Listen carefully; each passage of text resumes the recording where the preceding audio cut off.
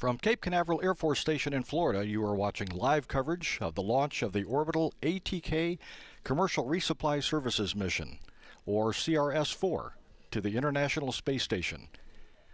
This is Atlas Launch Control. We are at T-minus 1 hour, 10 minutes, and counting.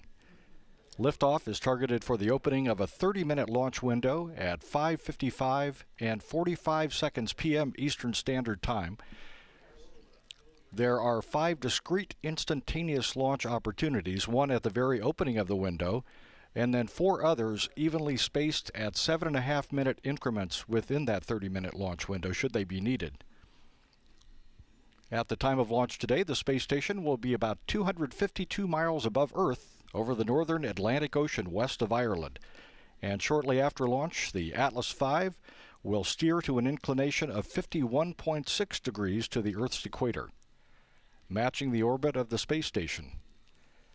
When the Centaur upper stage is separated, Cygnus will be in its initial orbit of 124.1 nautical miles perigee by 124.2 nautical miles apogee.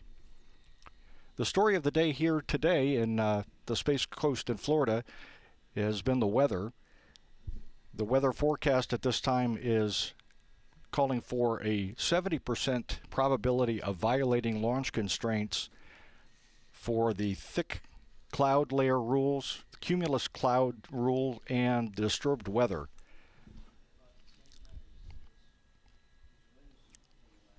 An earlier weather forecast by 45th Weather Squadron forecaster Clay Flynn prompted a discussion during the T-minus 2-minute hold that extended the hold for an additional 15 minutes, while managers from United Launch Alliance and Orbital ATK and NASA determined whether they wanted to give a go to cryogenic tanking today.